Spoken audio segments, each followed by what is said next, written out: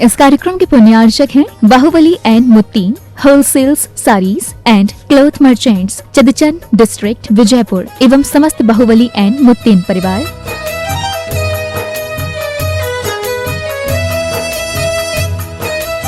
राजगुरु ज्योतिष पवन जी शास्त्री, एक ही बार में समस्याओं का समाधान, 100% गारंटी से काम, फैमिली प्रॉब्लम, बिजनेस में नुकसान, शादी सगाई में रुकावट, फंसे हुए पैसे, डिवोर्स समस्या एवं अन्य समस्याओं के लिए संपर्क करें 8209931336 9737202129। ब्रांच अहमदाबाद एवं हैदराबाद।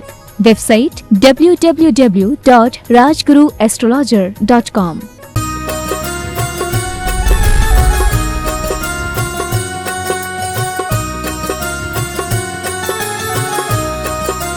बोलिए देवादिदेव 1008 पार्श्वनाथ भगवान की जय जय जय। श्रवण संस्कृति के उन्नायक प्रातः स्मरणीय आचार्य भगवंत विद्यासागर जी महामुनि राज की जय जय जय जय। बोलिए गुणायतन प्रणेता, शंका समाधान करता, भावना योग प्रवर्तक, तरुणाई के प्रखर वक्ता, पूज्य मुनिवर श्री प्रमाण सागर जी महाराज की जय जय जय।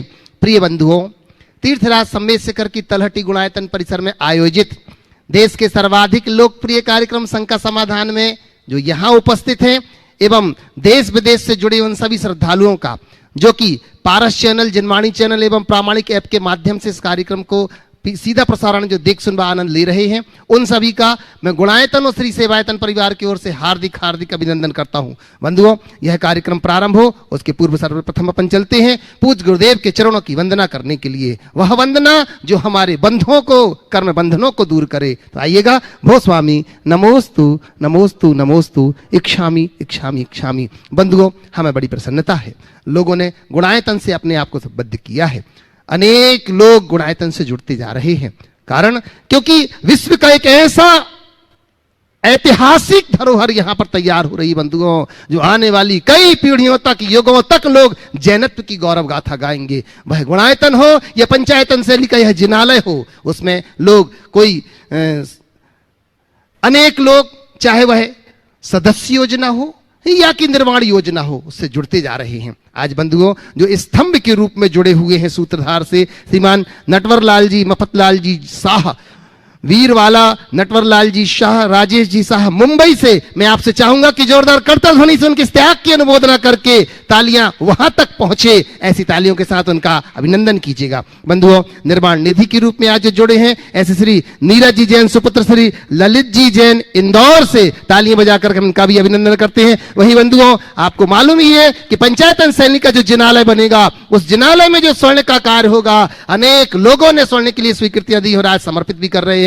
वह सोना हमारा चमकेगा उस जिनालय में। तो श्री अरुण कुमार जी, आरती जी, भव्य धैर्य वाकलीवाल परिवार नसीराबाद से, जिन्होंने स्वर्ण दान दे करके यह पुण्य अर्जन किया है, उनके लिए भी जोरदार जोरदार तालियां बजा करके बहुत बहुत अभिनंदन करते हैं। बंधुओं, आपको विदित ही है, पूज्य आचार्य भगवंत, इस संसार के सर्वश्रेष्ठ आचार्य गुरुवर भगवंत विद्यासागर जी महामुनि राज, जिन्होंने आशीर्वाद दे दिया है पूज्य गुरुदेव को इस वर्ष का वर्षा योग करने के लिए इस गुणायतन में, यह हम सब के लिए पुण्य की ही तो अनुमोदना है। बंधुओं, सोचो, अगर किसी एक स्थान पर महाराज श्री का चातुर्मास होता तो हो सकता है कि सब लोग वहां पर ना पहुंच पाते, पर सम्मेद शिखर एक ऐसा क्षेत्र है जहां ना कि सिर्फ देश अपितु संपूर्ण दुनिया के लोग यहां पर दर्शन करने के लिए आते हैं। एक साथ दो कार्य, जहां सम्मेद शिखर की यात्रा, वहीं पूज्य गुरुदेव के चरणों की वंदना कर, गुणायतन के दर्शन कर वह अपनी यात्रा को पूर्ण करेंगे। बंधुओं, यह कार्य यहां पर संभव हो पाएगा। तो मैं आपसे निवेदन करूंगा, चातुर्मास जो होगा, उस चातुर्मास में जो सिद्धि 108 सिद्धि कलश यहां पर स्थापित किए जाएंगे। बंधुओं, एक बहुत छोटी सी राशि आपको मालूम है, मैं आपसे निवेदन करूंगा अपना अपना एक एक कलश जरूर आरक्षित करा लें,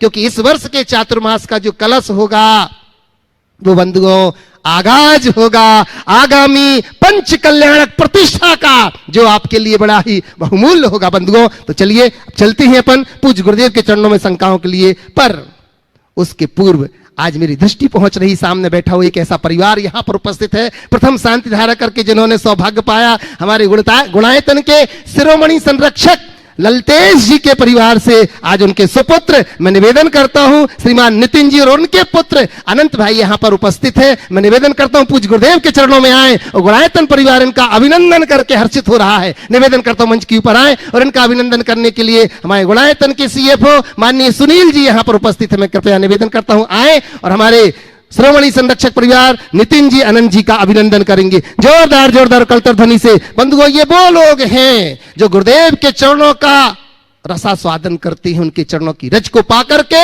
अपने आप को धन्य मानते हैं, संकेत मिलते ही दुनिया के किसी भी कोने में हो पहुंच जाते हैं। आए और पूज्य गुरुदेव से आशीष पा रहे हैं। पुनः एक बार जोरदार ताली बजा करके हम इनका बहुत बहुत बहुत बहुत अभिनंदन करते हैं। चलिए अब चलते हैं अपन शंकाओं के माध्यम से पूज्य गुरुदेव के चरणों में सम्यक समाधान पा करके। बंधुओं, ऐसा लगता है कि चतुर्थ काल में जो आप समोसरण की परिकल्पना करते थे वह परिकल्पना यहां पर साकार होती है। कहते गणधर के माध्यम से प्रश्न पूछे जाते थे और तीर्थंकर की दिव्य ध्वनि खिरती थी, लोगों तक उनका समाधान मिलता था। ऐसे ही समोसरण रूप यह भगवान स्वरूप पूज्य गुरुदेव हमारे विराजमान हैं। आए उनके चरणों में चलते हैं और प्रथम शंका के लिए मैं आमंत्रित कर रहा हूं परिधि जैन खंडवा से हमारे बीच में है और उसके वे तैयार रहेंगे। उसके बाद अर्णव जी खंडवा से।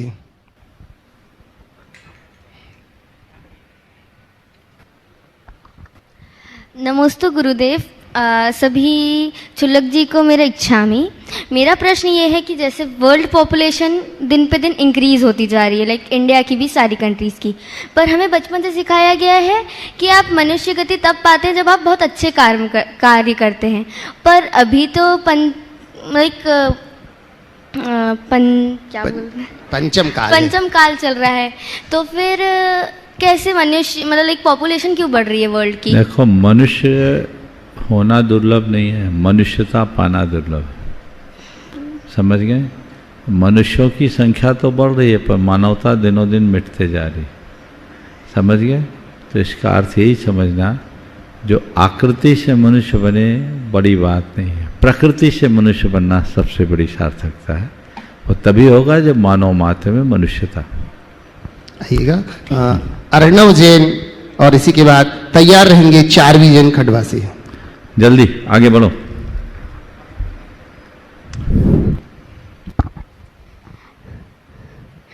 नमस्ते महाराज जी, मेरा प्रश्न ये है कि जो अपने तीर्थंकर है वो सारे राजा महाराजा ही क्यों बने? मतलब अच्छा सवाल। तो जितने भी तीर्थंकर वे राजा महाराजा ही क्यों बने? नहीं, जो आज तीर्थंकर बने वो राजा महाराजा नहीं बने। हम थोड़ा पीछे जाएं तो पाएंगे कभी कोई कुक्कुट था, मुर्गा था, मरकट था, बंदर था, वो आगे चलकर ऋषभदेव बना। कभी कोई पुरुरवा भील था, फिर शेर बना, वही महावीर बना। कभी कोई हाथी था, वही आगे बढ़ा सो पारसनाथ बना। तो राजा महाराजा तीर्थंकर बने कि कुक्कुट मरकट तीर्थंकर बने? भील तीर्थंकर बना, शेर तीर्थंकर बना। समझ गए? पर वो तो पिछले जन्म में बना तो था। पिछले जन्म में बना ना, तो समझो वही बात कह रहा हूं। तीर्थंकरत्व जीवन का चरम विकास है। वे हर जन्म में तप करते गए, साधना किया, अपनी पुण्य की वृद्धि की, तो हर जीवन में वो ऊपर उठे। और जब वो तीर्थंकर के जन्म में आए, वो उनका चरम रूप था। इसलिए राजा महाराजा के परिवार में जन्मे, राजा महाराजा की तरह जन्मे, और तीन लोग के सारे इंद्रों ने उनकी वंदना की। लेकिन वो राजपाट में रचे पचे नहीं, उसको भी छोड़ दिए। समझ गए? तो इस बात का प्रमाण है कि पामर भी परमेश्वर बन सकता है, भील भी भगवान बन सकता है, पशु भी परमात्मा बन सकता है। समझ गए? चलिए लीजिएगा चारवी जैन और इसी के बाद तैयार रहेंगे। निवेदन करूंगा श्री रमेश हेमलता जी जैन गुवाहाटी से। नमोस्तु महाराज जी, सभी चुल्लक जियो के नाम इच्छामी। महाराज जी, मेरा ये प्रश्न है, जैसे सारे पुरुष लोग जो रहते हैं वो अभिषेक करते हैं अपने यहाँ, फिर क्या बोलते हैं, मोक्ष जब जाते हैं तब भी हमको पुरुष जन्म लेना पड़ता है। फिर महिलाओं का हमारे यहाँ क्या रोल हुआ अपने धर्म में? देखो, पहली बात तो ये है कि सारे पुरुष मोक्ष नहीं जाते। सब जाते हैं क्या? मोक्ष न पुरुष जाता न स्त्री जाता है।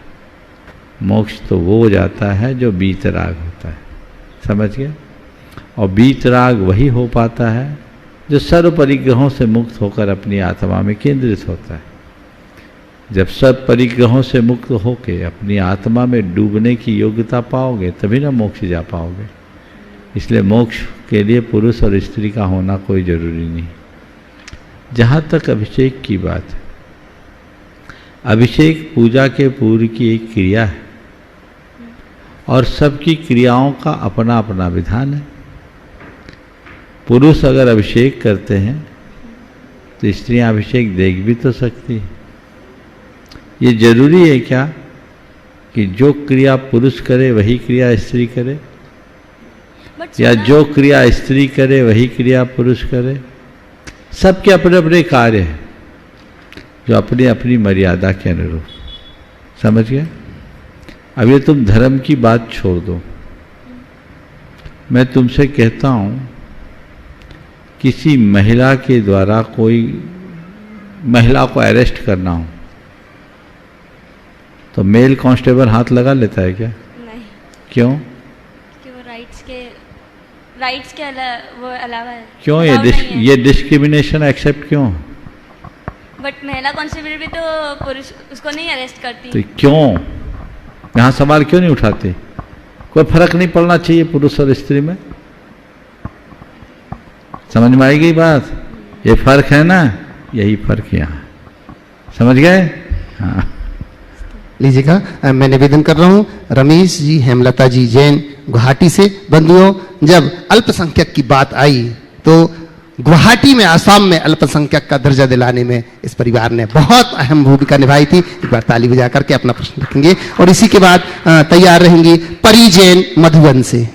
नमस्ते गुरुदेव, इच्छामी सारे क्षुल्लक गुरुदेव। हम आज तक एक भी शंका समाधान हमारा नहीं छूटा। हम गुवाहाटी से टीवी में देखते रहते हैं। हम खाली आज यहाँ आने का मौका मिला तो हम आगे आके बैठ गए कि हम गुरुदेव को पास से देखेंगे, सुनेंगे। ये हमारा सौभाग्य है। ये हमारा जो भी दर्शनानुबंधी कसाय का बंद है वो छूट जाता है और गुरुदेव के दर्शन होते हैं। मैं एक प्रश्न यही करूँगा कि मेरी 76 साल की उम्र हो गई, मेरी पत्नी 71 साल की है। ये इतने लंबे समय से मैं अभी भी कार्यरत हूँ और मेरा अनुभव ये है कि जिसे जो मैं अपना मानता हूँ, मेरा अपना है, मेरा है, यही मेरे दुखों का कारण है, ऐसा मुझे अनुभव होता है। क्या गुरुदेव ये सच है? अच्छा अनुभव है, फिर भी वही कर रहे हो? नहीं, उस अनुभव से पाठ पढ़ो। नहीं, उस अनुभव से मैं दूर जाना चाहता हूँ गुरुदेव। बस तो जो अपना है, मेरा मैं हूँ, उसे पहचानो और जो आप हो उसे संभालो।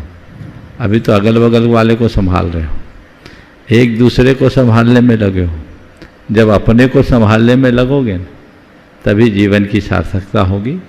और लक्ष्य यही रखो कि मेरा अंत अपने स्वरूप के बोध के साथ समाधि मरण पूर्वक हो। नमस्ते गुरुदेव, नमस्ते गुरुदेव, नमस्ते गुरुदेव। आए प्रतिभा स्थली की बालिका परी जैन मधुबन से और उसी के बाद तैयार रहेंगे पक्ष जैन मधुबन से। ओ महर्षि के चरणों में त्रिवार नमोस्तु। क्षुल्लक महाराज जी को इच्छामि। महर्षि, मेरा प्रश्न ये है कि भगवान खड्गासन और पद्मासन दोनों में ही होते हैं और हम दोनों को ही पूछते हैं, लेकिन महर्षि उन दोनों का प्रभाव क्या और उनमें अंतर क्या है? देखियो, मोक्ष जाने के दो आसन है, खड्गासन या पद्मासन।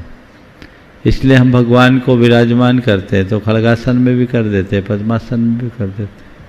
इसका कोई अलग अलग प्रभाव नहीं है कि पद्मासन का ज़्यादा प्रभाव है खड्गासन का काम। खड्गासन भगवान के ध्यान मुद्रा का प्रतीक है और पद्मासन उनके समो शरीर में विराजमान होने की मुद्रा का द्योतक है। दोनों में जहाँ भी हम अपना ध्यान लगाएं, भगवान की उस बीतरागता पर अपनी दृष्टि दौड़ाएं, हमें बराबर लाभ मिलता है। नमोस्तु महाराज जी, नमोस्तु। हैं पक्ष जैन मधुबन से और इसी के बाद निवेदन करूंगा मैं डॉक्टर शरद जी गोधा। महाराज जी के चरणों में नमोस्तु नमोस्तु नमोस्तु। क्षुल्लक जी महाराज जी के चरणों में इच्छामि इच्छामि इच्छामि इच्छामि। महाराज श्री, मेरा प्रश्न ये है कि महावीर भगवान जी का सिद्धांत है जियो और जीने दो, तो उसका अर्थ क्या है? मैं अपने दोस्तों को उसका अर्थ कैसे समझा सकता हूँ? बहुत अच्छा सवाल। जियो और जीने दो, इसका मतलब हमारा जीवन हमको प्रिय है न? हर प्राणी जीना चाहता है, कोई मरना नहीं चाहता।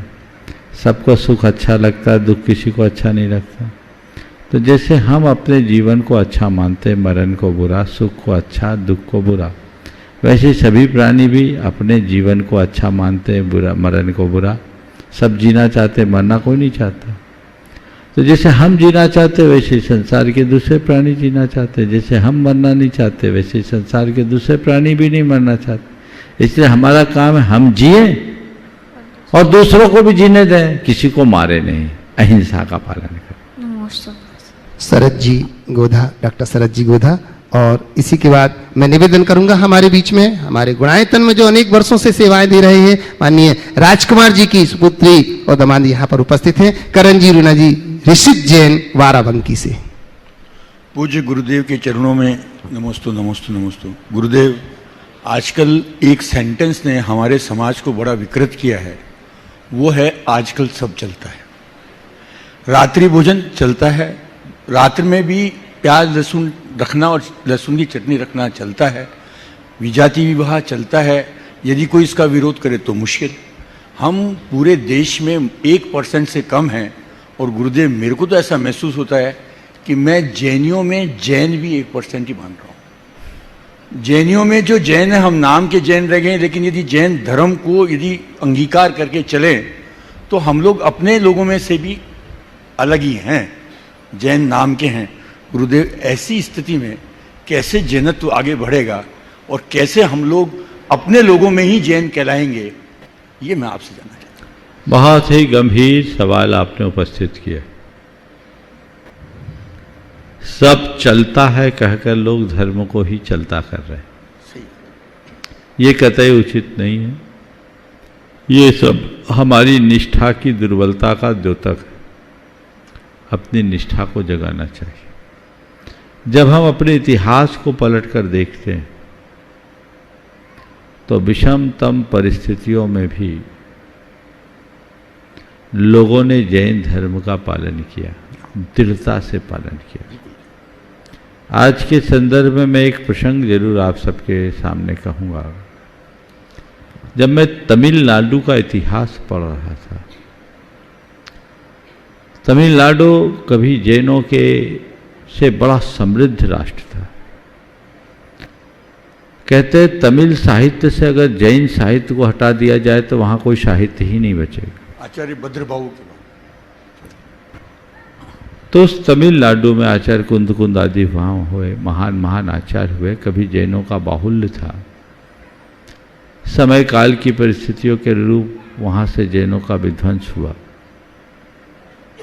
एक घटना की तरफ मैं आप सबका ध्यान आकृष्ट करना चाहूँगा। लगभग 14वीं 15वीं शताब्दी की बात है, उससे और थोड़े आगे पीछे। एक राजा था महेंद्र बर्मन। वो बड़ा दुष्ट प्रवृत्ति का राजा था। उसने एक जैन कन्या से विवाह करने का भाव रखा। जैनी कोई भी उस दुष्ट राजा को और दुराचारी राजा को अपनी कन्या देना नहीं चाहते थे। उस समय के लोगों के साहस की सराहना करनी चाहिए। जब राजाज्ञा ऐसी हुई तो दरबार में कहा गया कि ठीक है, आपको कन्या लेना है, हम देंगे, लेकिन ऐसे नहीं, अमुक स्थल पर विवाह मंडप होगा, वहाँ आप आइए, आपको कन्या उपलब्ध मिलेगी। राजा तो बावला हो रखा था। वह विवाह मंडप पर पहुंचा, वहाँ एक भी व्यक्ति नहीं था। मंडप में एक कुतिया बंधी हुई थी, उससे गले में एक पर्ची लिखी थी, कोई भी जैन कन्या आप जैसे दुष्ट राजा के साथ विवाह करने को तैयार नहीं है, अतः आप चाहो तो मुझसे अपना विवाह रचा सकते हो। जैसा लिखा वो मैं आपको बता रहा हूं। आप सोच सकते हैं एक राजा के साथ इस तरह का प्रसंग घटना कितना खतरनाक हो सकता है। राजा क्षुब्ध हो उठा और उसी दिन उन्होंने जैन धर्म को राष्ट्रद्रोह घोषित कर दिया। हजारों मुनियों का कत्लेआम हुआ, सूली पर चढ़ाया गया। 5000 मुनियों को एक साथ सूली पर चढ़ाया। प्रवृत्तियां उसकी पहले से थी ऐसी। जैन धर्म के पालन करने वाले को प्राण दंड देना शुरू कर दिया। अगर कोई रात्रि भोजन नहीं करता, दिन में खाता, कोई पानी छानता दिख जाए तो उसके साथ ऐसा दंडात्मक प्रावधान किया जाता था। उस समय वहां एक श्रावक थे वीरसेन। वो उस स्थिति में भी अपने जैन धर्म का पालन कर रहे थे। बहुत सारे जैन तो जैन धर्म छोड़ चुके थे दबाव के कारण, लेकिन वीरसेन नाम के श्रावक जैन धर्म का पालन करते थे दृढ़ता से। एक रोज वो पानी छानते हुए पकड़े गए। संयोग उस दिन राजा को पुत्ररत्न की प्राप्ति हुई। उसने उन्हें माफ कर दिया। उन वीरसेन जी का हृदय आत्मगौरव से उद्दीप्त हो उठा कि कब तक ऐसे हम छिप छिप कर धर्म करेंगे, अभी रास्ता खोलना होगा। वे वहां से श्रवण बेलगोल गए। श्रवण बेलगोल में होयसल वंशी राजाओं का राज्य था, वो जैन धर्मानुयायी थे। वहां उन्हें संरक्षण मिला। वहां उनने शास्त्रों का अध्ययन किया, मुनि बने, नाम पड़ा वीरसेन। और मुनि बनकर वो सीधे तमिलनाडु आए। मन में संकल्प लिया 100 लोगों को जैन बनाकर ही आहार ग्रहण करूंगा। उनके प्रभाव से वे लोग जिन्हें जैन से अजैन बना दिया गया था, वापस सब जैनत्व की ओर मुड़ने लगे।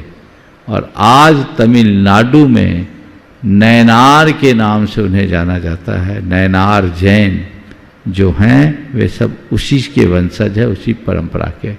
मधुबन में तमिलनाडु भवन जो बना है वो वहाँ के नैनार जैनों के द्वारा बना है और बड़ी समर्पित श्रद्धालु कट्टर जैन है। मैं ये प्रसंग आप लोगों को इसलिए सुना रहा हूं कि देखो, जब प्राणों की आ पड़ी थी तब भी उनने अपना धर्म निभाया। आज सब प्रकार की अनुकूलता, फिर तुम धर्म को त्याग रहे हो, तो तुमसे बड़ा अभागा और कौन होगा। कैसी भी परिस्थिति क्यों ना हो, हमारी मूलभूत निष्ठा खंडित नहीं होनी चाहिए। ये तो मुझे करना ही, इसमें मेरी पहचान है।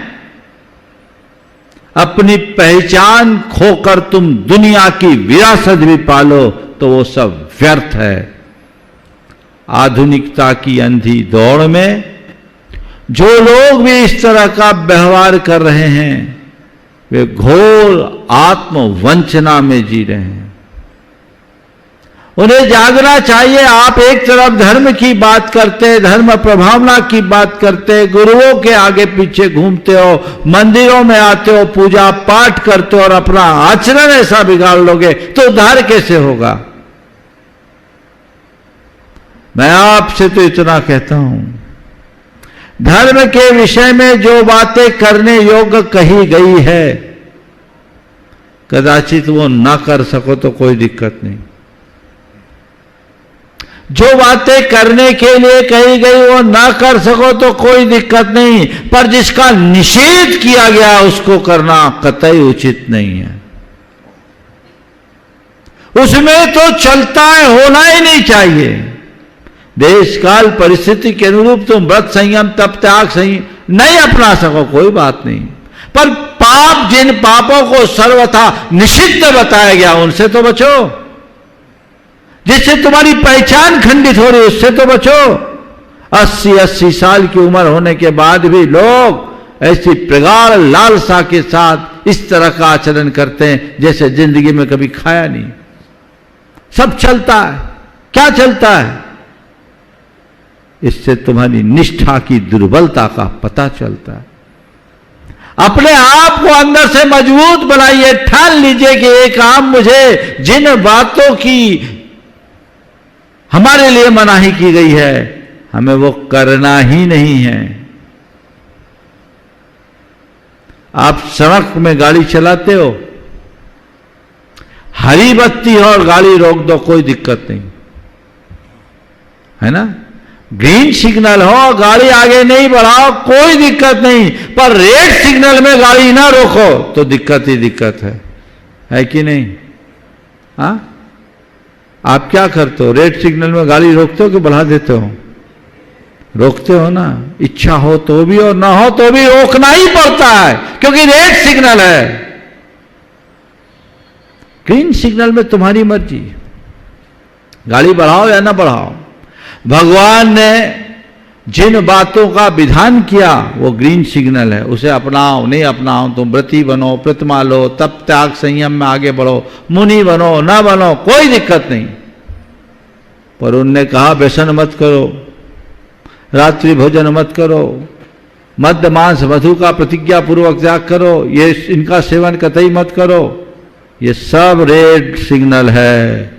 ये कर रहे हो तो तुम अपनी आत्मा का पतन कर रहे हो, तुम्हें कोई नहीं बचा सकता। भाव भाव में दुर्गति के पात्र बनोगे। आज तुम्हारे पास सारी अनुकूलताएं, संसाधन है,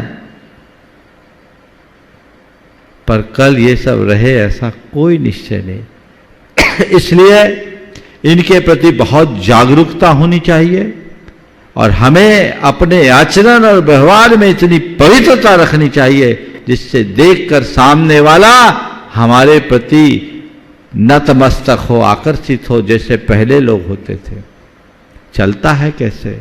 आपने कहा पूरे देश में 1% से कम हमारी आबादी है और उसमें सच्चे जैनी तो और भी कम है। हालांकि मैं आपके इस आंकड़े से संतुष्ट नहीं हूं। सच्चे जैनी आज भी ज्यादा है गुरुदेव। हाँ, वो दिखने वाले लोगों में गड़बड़ लोग ज्यादा है। गुरुदेव सुनो मेरी बात को, ऐसा नहीं है कि सब जैनी भ्रष्ट हो गए, पर हां एक व्यक्ति भी यदि भ्रष्ट हो रहा है तो उसकी हमें पीड़ा होनी चाहिए, क्योंकि सफेद चादर में एक छोटा सा दाग भी आंखों को चुभता है, वो स्वीकार करने योग्य नहीं। यदि कोई व्यक्ति अभक्ष्य पदार्थों के सेवन में लगा है, अमर्यादित आचरण या मर्यादा का उल्लंघन करने में लग गए, तो हम उन सबको यही कहना चाहेंगे, भैया संभलो, सावधान हो जाओ, अपनी परंपरा की गुडविल को बचा करके जियो, उसे खंडित मत होने दो। ये तुम्हारी जिम्मेदारी है। अगर तुम्हें इसका पालन नहीं करोगे तो कौन करेगा? जैन नाम से नहीं, जैन आचरण से बनो, काम से बनो। तुम्हें कहने की जरूरत ना हो कि हम जैन हैं, तुम्हारा आचरण बता दे कि ये आदमी जैन है, तो जीवन हमारा सुरक्षित और सलामत रहेगा। उस दिशा में सभी को सतत प्रयासरत रहना चाहिए। आपने बहुत ही गंभीर विषय को उठाया है। लोगों को भी सोचना चाहिए कि हमारी जिम्मेदारी क्या है। हम ऐसे मजबूर नहीं हैं कि हम सारी मर्यादाओं का उल्लंघन कर दें। आज भी हम अपनी सारी सीमाओं को सुरक्षित रख करके अपना सकते हैं। आज भारत की बात क्या, 7 समुंदर दूर अमेरिका, यूरोप जैसे देशों में रहने वाले मैं अनेक लोगों को जानता हूं जो हायर प्रोफेशनल है, लेकिन प्रोफेशनल जिंदगी जीते हुए भी विशुद्ध जैनी नहीं, उनमें से तो कुछ विशुद्ध श्रावक की भांति जीते हैं, और लोग भी उनका अनुकरण कर सकते हैं, करना भी चाहिए। एक ही इसके साथ कहिए। बोलो। गुरुदेव, पिछले कुछ युग पहले, कुछ सालों पहले, वर्षों पहले एक ही परिवार में 3 धर्म मान लेते थे। राजा जैनी है, रानी बौद्ध धर्म मान रही है, बच्चे दूसरा धर्म मान रहे, चलता था। आजकल हमारी पहचान पैदाइश से जैन है और हम जैन धर्म के श्रावक हैं। जब हम लोग सोचते हैं कि जैसे आहार दान, औषधि दान, ये सब कुछ है, दान 4 तरह के दान हैं। मैं नियम कर लूं कि मेरे को 2 आदमी को भोजन करके खाना है, भोजन दान करके खाना है, या औषध दान के लिए कहीं पैसा दिया हूं, या किसी की शिक्षा के लिए दिया हूं, सबसे बड़ा विरोध मेरे घर में होगा। मेरा जैन परिवार, मेरे जैन श्रावक मेरा विरोध करेंगे। क्या आदमी और 2 दिन देखिए, बात आपने जो बात कही है, बात बिल्कुल सही है। इस विषय में मैं इतना ही कहूँगा, चूँकि समय हो रहा और लोगों का भी नंबर है। हमें अपने कर्तव्यों का दृढ़ता से पालन करना चाहिए। आगे बढ़िए। नमस्ते। निवेदन कर रहा हूँ करण रूना जी, ऋषित जैन बाराबंकी से, और इसके बाद मैं निवेदन करूंगा हमारे बीच में बंधुओं सुनील जी वैभव जी गुना से हैं, जो कि गुणायतन ट्रस्टी हैं। हाँ, उनका अभिनंदन भी कर मैं निवेदन करूंगा कि वो नजदीक आएंगे। नमोस्तु महाराज जी, नमोस्तु नमोस्तु। मेरा प्रश्न यह है कि हमारी क्लास में बच्चा टिफिन में नॉनवेज लेकर आता हो और हमारे साथ बैठकर खाना खाता हो, तो हमें उसके साथ बैठकर खाना खाना चाहिए या नहीं, और उसके साथ दोस्ती रखनी चाहिए या नहीं? देखिए, इसमें 2 बातें कहूँगा। पहले तो बच्चों को कहूँगा कि अगर ऐसे कोई बच्चे नॉन वेज लाते हैं तो उनके साथ बिल्कुल मत खाओ, ना टिफ़िन शेयर करो। अपितु जो वेज बच्चे, तुम वेज बच्चों का अपना ग्रुप लगाओ, जो शाकाहारी भोजन करते हैं उनके साथ खाओ, उन्हीं के साथ शेयरिंग करो। और अभिभावकों को मैं कहूँगा, अपने बच्चों को ऐसे ही स्कूल में पढ़ाओ जहाँ ये समस्या ही ना आए। आजकल आप लोग और चीज़ों को देखते, इसको प्रमुखता नहीं देते, पर इसका इन बच्चों पर बड़ा विपरीत असर पड़ता है। नन्हे मुन्ने बच्चे, टीचर्स उनके लिए सबसे सर्वोपरि होते हैं। माँ बाप से भी ज़्यादा वो महत्व अपने टीचर्स को देते हैं। अब टीचर्स कहते हैं टिफिन शेयर करना है, एक दूसरे से शेयरिंग करने से हमारा एक दूसरे के प्रति लगाव बढ़ता है, हमारी बाइंडिंग अच्छी होती है, तरह तरह की बातें करते हैं। तो वो सब चीज़ें फिर बच्चों के मन पर दुष्प्रभाव डालती है, और रोज़ रोज़ अगर व्यक्ति उन्हीं चीज़ों को देखेगा तो उसके प्रति जो ग्लानि वो खत्म हो जाएगी, और ग्लानि खत्म होगी तो कल वो अगर उसका सेवन करने लगे तो उसको कोई संकोच नहीं होगा। तो इसलिए हमें सभी से ये कहना है कि अपने बच्चों को ऐसे ही विद्यालयों में पढ़ाएं जहाँ उसके अनुकूल आचरण और व्यवहार है। आज भी बहुत सारे ऐसे विद्यालय हैं जहाँ अच्छी शिक्षाएँ हैं और इस तरह की चीज़ों पर प्रतिबंध है। वहाँ आप क्या ले जा सकते, क्या नहीं ले जा सकते, ये सब चीज़ें देखी जाती है। तो हम उनका पता करें और ऐसे विद्यालयों में बच्चों को दाखिल करें। और तो फिर हमें उनके साथ दोस्ती रखनी चाहिए खाने पीने समय दोस्ती नहीं रखना, बाकी समय दोस्ती रखोगे तो उनको बोलो कि इस तरह की चीज़ें हमको नहीं खाना चाहिए। नमस्ते महाराज। मैं निवेदन कर रहा हूं बंधुओं, हमारे बीच में गुणायतन ट्रस्टी श्रीमान सुनील जी वैभव जी गुना से हमारे बीच में हैं, और इनका अभिनंदन करने के लिए मैं निवेदन करता हूं एक बार मंच के ऊपर आए। इनका अभिनंदन करने के लिए हमारे गुणायतन के प्रशासक सिद्धार्थ जी शोभा जी यहाँ पर उपस्थित। मैं निवेदन करता हूं सिद्धार्थ शोभा जी कृपया आए और हमारे ट्रस्टी माननीय सुनील जी वैभव जी का अभिनंदन कर रहे हैं। जोरदार करता ध्वनि से उनका अभिनंदन करते गुना से कृपया आइएगा, और ये अपना प्रश्न भी रखेंगे। और इसी के बाद प्रश्न के लिए मैं निवेदन करूंगा गुणायतन के CFO सुनील जी रेखा जी से। आइएगा, नजदीक आए, और हमारे सिद्धार्थ जी शोभा जी अभिनंदन कर रहे हैं गुणायतन ट्रस्टी माननीय सुनील जी वैभव जी गुना से।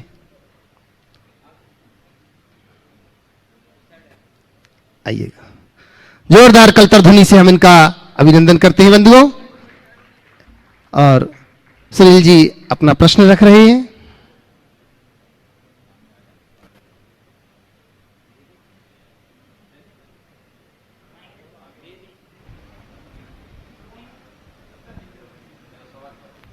लीजिएगा और माइक पहुंचाइए इनके पास प्रश्न के माध्यम। और इसी के बाद मैं निवेदन करूंगा माननीय सुनील रेखा जी CFO गुणायतन। महाराज जी नमोस्तु नमोस्तु नमोस्तु। इच्छामी महाराज जी, आज के समय में हम अपने बच्चों को ऊंची शिक्षा देने के लिए कॉन्वेंट स्कूल और तरह तरह के स्कूलों में भेजते हैं, जबकि कॉन्वेंट की अपेक्षा भी दूसरे स्कूल हैं जिनमें अच्छी शिक्षा मिलती है और सारे धर्मों की शिक्षा भी मिलती है। तो हम क्यों ऐसा गलत करते हैं? अभी जो सवाल हुआ उसकी जवाब में मैंने यही बात कही है। हाँ। इस पर बिल्कुल गंभीरता होनी चाहिए और इस तरह के अंधानुकरण से बचना चाहिए। बच्चों की पढ़ाई को ही महत्व मत दीजिए, पढ़ाई के साथ साथ उनके संस्कारों का भी ख्याल रखिए। जब तक हम संस्कारों को महत्व नहीं देंगे तब तक सुधार नहीं होगा। नमस्ते। लीजिएगा, निवेदन कर रहा हूँ सुनील रेखा जी CFO गुणायतन, और इसके बाद तैयार रहेंगे अनिमेश गोमिया से। नमोस्तु गुरुवर, नमोस्तु नमोस्तु। सभी क्षुल्लकों को इच्छामि इच्छामि इच्छामि। महाराज जी, ऐसा कहा जाता है जो हमारे साथ बुरा करे या गलत व्यवहार करे उसका पतन पहले ही हो चुका होता है, उस पर क्रोध नहीं करना चाहिए। तो मेरा प्रश्न, उसका पतन किस प्रकार हुआ पहले ही, और हमें अपने मन को दृढ़ कैसे रखें, उस पर हमें क्रोध ना आए। देखिए, अगर किसी चीज़ में आग लगेगी तो वो जलेगी कि नहीं, और जल जाने के बाद उसका वो वजूद रहेगा क्या? ये कागज है, अभी सलामत है, इसमें आग लगने के बाद इसका क्या हाल होगा? हाँ, राख बन जाए, कुछ नहीं होगा। राख बनेगी नहीं। तो क्रोध भी एक आग है, जिसके अंदर लगी उसको तो जलना ही है। अब वो आग सामने वाले को जला भी सकती, नहीं भी जला सकती, समझ गए? पर जिसमें आग लगी है उसको तो जलना ही है ना। तो इस संदर्भ में ये बात कही गई कि कोई तुम्हें क्रोध में दुर्व्यवहार कर रहा है तो ये मान के चलो उसका तो पतन है ही, वो जल रहा है, उसके अंदर आग लगी हुई, उसको अब सुलगाने की जगह बुझाने का प्रयास करना है। अगर मैं कोई प्रतिवाद करूंगा तो वो और भड़केगा, आग सुलगेगी। तो कहीं की आग है तो उसे हमें वहीं बुझाने का प्रयास करना। उसके अंदर जितना क्रोध की, जितनी प्रबल आग हो, हमें उतना अधिक पानी डालना है। वो जितना क्रोध करे तुम उतनी क्षमा का भाव रखो, ताकि वो आग बुझ सके। अगर ऐसी सकारात्मक दृष्टि आ जाए तो जीवन का खेल ही बदल जाए। नमोस्तु नमोस्तु। अनिमेश जैन गोमिया से, और इसके बाद मैं निवेदन करूंगा शिरोमणि संरक्षक ललतेश जी के परिवार से पुत्र नितिन जी अनंत जी। महाराज श्री के चरणों में 3 बार नमोस्तु नमोस्तु नमोस्तु।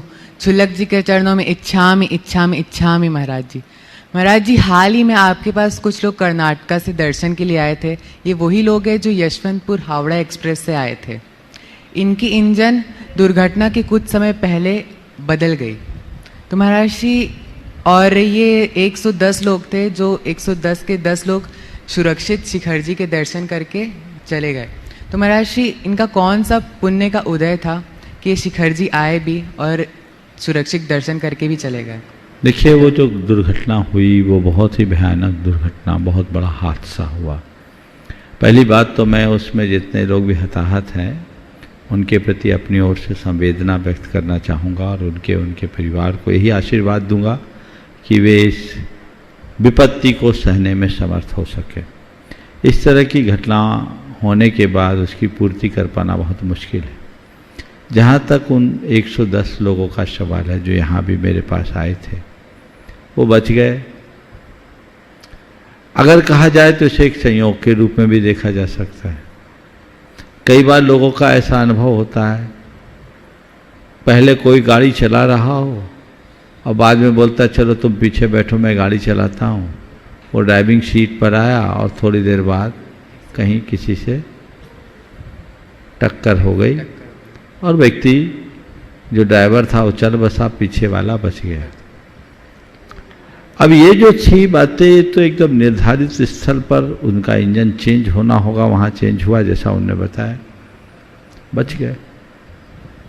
अब ये घटना पीछे से भी हो सकती थी, आगे से भी हो सकती थी। शायद पीछे से हुई, अगर ये आगे से होती तो शायद ये आगे ही से लपेटे में आ जाते। पर मैं इसे इस रूप में देखता हूँ कि वे एक बड़े अच्छे भाव लेकर अच्छे निमित्त से निकले थे। उन्हें सम्मेद शिखर जी की वंदना करनी थी। वो पुण्य उनके साथ था वंदना का, जिसने ये संयोग पर रखे। और वे लोग भी देखो, उनकी निष्ठा, इतना बड़ा हादसा होने के बाद वापस नहीं लौटे, कहाँ आए? शिखर जी आए, वंदना की और चले भी गए। तो ये बात समझो, हम एक धारणा ऐसी बना सकते हैं कि अगर हम शुभ आलम्बनों को लेते हैं तो हमारे बहुत सारे अशुभ कर्म विनष्ट हो सकते हैं। इसलिए सतत शुभ आलम्बन लेकर आगे बढ़ने का अभ्यासी बन। नमोस्तु महाराज, इच्छामि महाराज। निवेदन कर रहा हूं शिरोमणि संरक्षक परिवार से नितिन जी, आनंद जी, फिरोजाबाद से। मेरे जीवन के मार्गदर्शक, मेरे गुरुवर को मेरा तथा मेरे परिवार तथा दिगंबर जैन फिरोजाबाद की तरफ से त्रिवार नमोस्तु नमोस्तु नमोस्तु।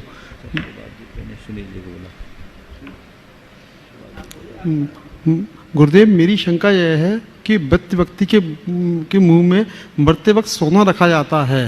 मृत व्यक्ति के मुंह में मरते वक्त सोना क्यों रखा जाता है? सोना? हाँ, और उसका जैन धर्म में क्या महत्व है? मैंने तो कभी देखा नहीं, मेरा ऐसा कोई अनुभव नहीं। हो सकता कुछ जगह रखा जाता होगा। महिलाओं के, महिला पुरुष सभी के?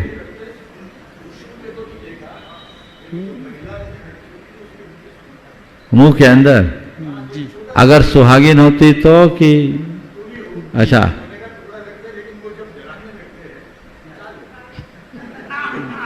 ठीक है ठीक है, बात समझो ना। मतलब आपके कहने का आशय यह है कि हमारे देश में ऐसी परंपरा है कि कोई महिला की मृत्यु हो तो कहीं कहीं ऐसी परंपरा है, तो किसी महिला की मृत्यु हो तो मरणोपरांत उसके मुख में सोना डाल देते हैं और बाद में जलाते समय निकाल लेते हैं। यही परंपरा है। अब आपने पूछा ऐसा क्यों होता है, तो देखो मैंने कभी देखा नहीं और कभी इस पर सोचा नहीं, पर मुझे इसके पीछे एक बात समझ में आ रही जो मैं अभी कह सकता हूँ। हो सकता है ये भी उसमें एक कारण हो। हमारे देश में एक परंपरा है कि जिस किसी को भी अशुद्धि हो जाए तो उस पर सोने के पानी का छींटा दे दिया जाता है। ये परंपरा है ना।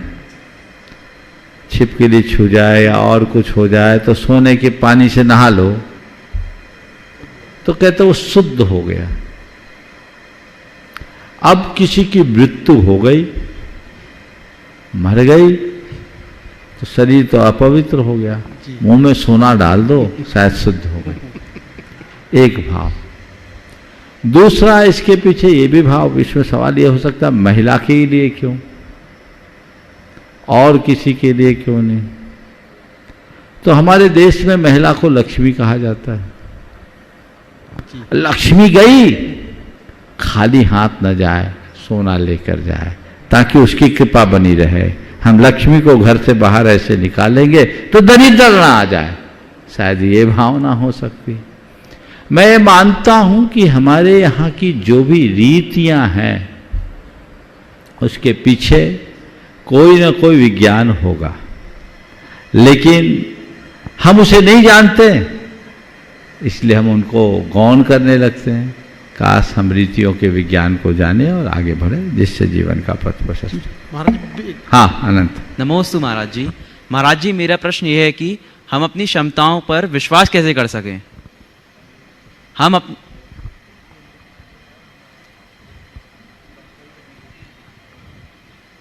शिरोमणि संरक्षक परिवार ललतेश जी का फिरोजाबाद से पिता अपना प्रश्न रख रहा है। बोलिए बेटा। नमोस्तु महाराज जी। महाराज जी, मेरा प्रश्न यह है कि हम अपनी क्षमताओं पर विश्वास कैसे कर सकें? हम अपनी शंकाओं पर विश्वास, क्षमताओं पर विश्वास कैसे कर सकें? देखो, अपनी क्षमता पर विश्वास करना है तो थोड़ा थोड़ा उसको आजमाना शुरू करो। उदाहरण दूं, तुमसे अगर कहे कि 2-4 किलोमीटर पैदल चलो तो चलने को तैयार होगे? जी महाराज जी।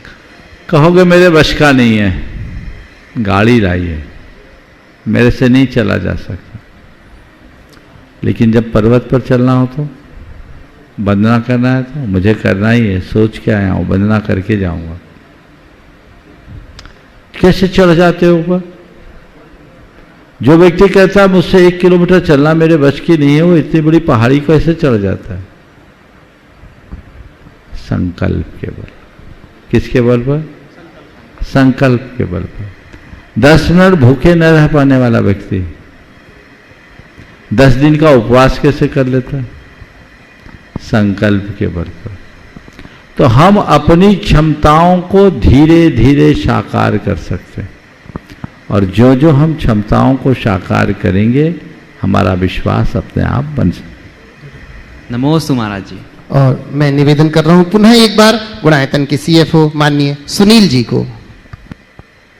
गुरुवर, अभी अभी मालूम चला है कि संजय मैक्स आचार्य श्री के बहुत अनन्य भक्त थे, और कुछ दिन पहले उनकी जो है कैंसर से पीड़ित थे, और उस वो स्वर्गवास हुआ उनका। तो ऐसे अनन्य भक्तों के साथ ऐसा क्यों होता? देखिए, संजय मैक्स जी का आपने जिक्र किया। निश्चित संजय मैक्स परम पूज्य गुरुदेव के कृपा पात्रों में एक थे, बल्कि बहुत ज़्यादा निकटता थे, और उन्होंने गुरुदेव के मार्गदर्शन में बनने जा रहे सभी उपक्रमों में अपनी बहुत अच्छी भूमिका निभाई। उनने जीवन भर सेवा की, गुरु की, तीर्थ की, धर्म की। उसकी जितनी सराहना की जाए वो कम है। वो एक बहुत अच्छे शख्सियत थे, और गुरुदेव का उन पर बड़ा विश्वास और भरोसा भी था, जिस पर उन्होंने हमेशा काम किया। आपने ये सवाल किया है कि ऐसे व्यक्ति कैंसर जैसी बीमारी से पीड़ित कैसे हो गए। बीमारी तो किसी को भी नहीं छोड़ती। धर्मी व्यक्ति के ऊपर भी बहुत सारे उपद्रव होते हैं, उपसर्ग होते हैं। भगवान पारसनाथ ने तो 10 भव तक कोई पाप नहीं किया, फिर भी उनके ऊपर इतना भयानक उपसर्ग आया, उसको नकारा नहीं जा सकता। ये तो कर्म का संयोग था। लेकिन संजय मैक्स के विषय में मैं कहूंगा, भले बीमारी आई, पर उन्होंने बीमारी से हार नहीं माना, बीमारी को हरा दिया। आपको पता होना चाहिए, उनका मरण नहीं हुआ, उनकी संलेखना हुई। गुरु चरणों में सारे मोह भाव को त्यागते हुए नमोकार जपते जपते 2-3 दिन 4 दिन हुए शायद, 8:43 पर शाम को उनका समाधि मरण हुआ, जो इस बात का प्रमाण है कि उनने जीवन भर जो गुरु सेवा की उसका फल प्राप्त कर लिया है, और लोगों को भी सीख लेना चाहिए। बाकी जीवन के संयोगों के विषय में कुछ नहीं कहा जा सकता, किसी के साथ भी कोई भी संयोग हो सकता है, लेकिन अच्छा करने वाले को अच्छा फल अवश्य मिलता है। जी बंधु, और हम हमारे पूरे गुणायतन परिवार की ओर से और श्री सेवायतन परिवार की ओर से संजय जी मैक्स के पूरे परिवार को, उनको हम भावभीनी श्रद्धांजलि यहाँ पर अर्पित करते हैं। और अब मैं निवेदन कर रहा हूँ पूज्य शुल्लक श्री स्वरूप सागर जी महाराज के चरणों में, जिनका प्रश्न हम सब के लिए आत्म स्वरूप के प्राप्ति में सहायक होगा। महाराज जी के चरणों में बारंबार नमोस्तु। महाराज जी, बहुत से ऐसे तीर्थ क्षेत्र हैं विशेष रूप से दक्षिण भारत में जिनका बहुत ऐतिहासिक महत्व है, लेकिन वर्तमान में वो कुछ उपेक्षित हैं। हो सकता है वहाँ समाज कम हो या यात्री कम जाते हैं। बहुत से ऐसे क्षेत्र संरक्षित भी हैं लेकिन उपेक्षित हैं। तो महाराज जी, जैन श्रावक के तौर पे या जैन तीर्थयात्री के तौर पे हमारा उनके प्रति क्या कर्तव्य होना चाहिए? देखिए, हम सभी, आपने बहुत अच्छी बात पर ध्यान आकर्षित किया। सबसे पहले तो ऐसे तीर्थ क्षेत्रों को चिन्हित करना चाहिए और विभिन्न माध्यमों से लोगों तक उसकी जानकारी पहुंचानी चाहिए। और सबसे पहला काम ये करना चाहिए कि ऐसे उपेक्षित तीर्थ क्षेत्रों को आप अपनी यात्रा के कार्यक्रम में जोड़ें। जो लोग भी तीर्थ यात्राओं पर निकलते हैं वे ऐसा भी कार्यक्रम बनाएं कि हम हर 2-3 साल में अपनी एक यात्रा ऐसे तीर्थ क्षेत्र के लिए करेंगे जो अभी तक लोगों के प्रकाश में नहीं आया, जिससे लोगों का परिचय नहीं हुआ। लोगों का आवागमन बढ़ेगा तो वहाँ की आमदनी बढ़ेगी, आमदनी बढ़ेगी तो वहाँ की व्यवस्थाएं भी अनुकूल होगी, रख रखाव अच्छा होगा, चीज़ें सारी हमारे अनुकूल होगी। पहला प्रयास ये करना चाहिए। दूसरा, यदि कोई क्षेत्र हैं जिनमें उनकी आधारभूत संरचनाएं भी नहीं हैं तो उन्हें चिन्हित करके समाज के बीच रखना चाहिए और समाज के लोगों को चाहिए कि ऐसे क्षेत्रों को हाथों हाथ ले और विकसित करें। और इस कार्य के लिए देश भर के जितने भी मंदिर और ट्रस्ट हैं उन्हें आगे आना चाहिए। जिनके पास सरप्लस पैसा है, अपने मंदिरों का पैसा उन अविकसित तीर्थों को या पिछड़े तीर्थों या धर्मायतनों के विकास के लिए लगाए तो ये बहुत उत्तम कार्य होगा, दोहरा पुण्य का लाभ होगा। सभी मंदिर कमेटियों को इसकी जानकारी मिलनी चाहिए और वे अपने द्रव्य का वहाँ सदुपयोग करके बहुत अच्छा काम कर सकते हैं। यदि ये पहल की जाए तो मैं मानता हूँ हमारा कोई भी क्षेत्र पिछड़ा नहीं रहेगा। मैं निवेदन कर रहा हूँ पूज्य क्षुल्लक श्री सुभग सागर जी महाराज के चरणों की वंदना करते हुए। परम पूज्य मुनिवर के चरणों में बारंबार नमोस्तु नमोस्तु नमोस्तु। महाराज जी, कुछ दिन पूर्व एक माँ ने अपनी भावना व्यक्त की थी कि वो अपने बच्चे को मुनि संघ में या शिखर जी क्षेत्र में इसलिए ले आई है कि ये सानिध्य उस बच्चे के लिए संस्कार का काम करे। तो महाराज जी, आपके श्री चरणों में निवेदन करते हैं कि आपके माध्यम से उन सभी माता पिता को ऐसा संदेश प्राप्त हो कि वो भी अपने बच्चों के लेकर ऐसे संघ सानिध्य में ले जाए ताकि वो भी संस्कारित हो और ये भी उनके लिए कल्याणकारी हो। यही भावना बात है। नमस्ते। देखिए, बहुत ही अच्छी बात आपने कही। आजकल पहले तो ऐसा होता था कि घरों में भी संस्कार मिलते थे, बच्चे पाठशालाओं में भी पढ़ते थे, लेकिन आजकल जो पढ़ाई का सिस्टम है वो ऐसा जटिल हो गया कि बच्चों को किसी भी प्रकार का समय नहीं मिलता और संस्कार भी नहीं मिलते। फिर उच्च शिक्षा में पढ़कर आते हैं और सीधे नौकरी पेशा बन जाते हैं, अपने काम में लग जाते हैं या विवाह के बंधन में बंध जाते हैं। तो उनके अंदर जो धार्मिक संस्कार होने चाहिए और सामाजिक सरोकार होना चाहिए वो सब छूट जाते हैं, वो खत्म हो जाते हैं। धर्म अधर्म से वो बिल्कुल शून्य होते हैं। तो धीरे धीरे धीरे धीरे वे धर्म से भी विमुख हो जाते हैं। उन्हें बहुत सारी बातें जो तार्किकता के साथ लोगों के द्वारा बताई जाती वही अच्छी लगने लगती, क्योंकि जब फाउंडेशन मजबूत ना हो तो स्थिरता बहुत कठिन होती, ऐसी स्थितियां बनने लगती। तो उससे बचने का एक ही उपाय है। मैंने अनेक बार कहा कि अगर आप अपने बच्चों के भविष्य को अच्छा बनाए रखना चाहते हैं तो बच्चों की उच्च शिक्षा संपन्न करने के बाद कम से कम 1 साल उन्हें गुरुओं के पास रखो। लड़कियां आर्यिकाओं के पास और लड़के मुनियों के पास। साल भर अगर मुनियों के पास गुरुओं के पास रहकर वो धर्म की शिक्षा अंगीकार कर ले, जीवन में कभी पथ भ्रष्ट नहीं होंगे, उनके जीवन की सतत उन्नति हो। और वे बड़े वैज्ञानिक तरीके से उनको कुछ इस तरह के कार्यक्रम से जोड़ा जाए जिसमें बड़ा बदलाव हो सकता है। मैंने अनेक बार बोला, वे माँ बाप धन है जिनके बच्चे ऐसी रुचि जगाकर ऐसा समय बिताते हैं। मैं आपसे कहता हूँ साल भर ना हो तब कम से कम महीना 2 महीना तो होना चाहिए। और इन बच्चों के लिए कुछ समय समय पर क्रैश कोर्स होना चाहिए जिससे वो चीज़ों को ठीक तरीके से समझ सके। सत्संगति में रहेंगे तो जीवन में आमूल चूल परिवर्तन होगा, जो उनके उत्कर्ष का आधार बनेगा, जो उनके उन्नति में निमित्त बनेगा।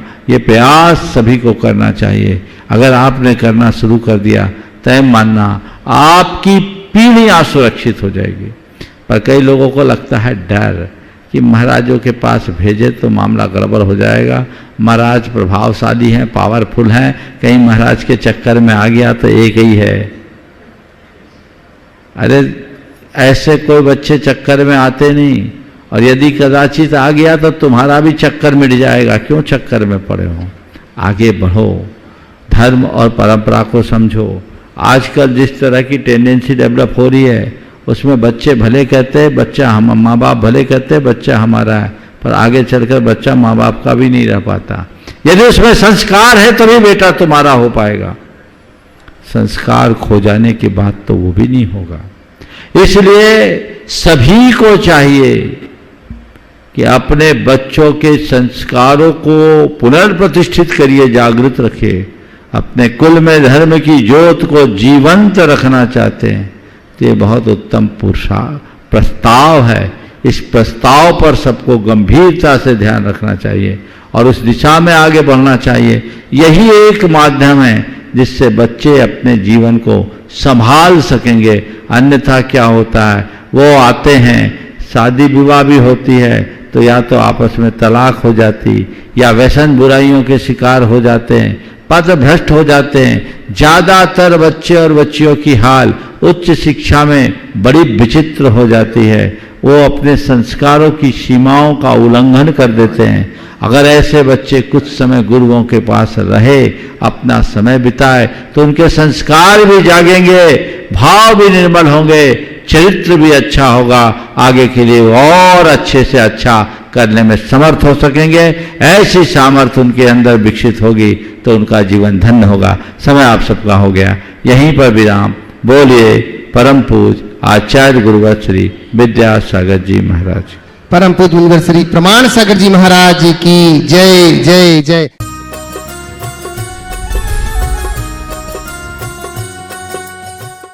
इस कार्यक्रम के पुण्यार्चक थे Bahubali and Muttin wholesales saris and cloth merchants, चदचन डिस्ट्रिक्ट, विजयपुर एवं समस्त बाहुबली एंड मुत्तीन परिवार।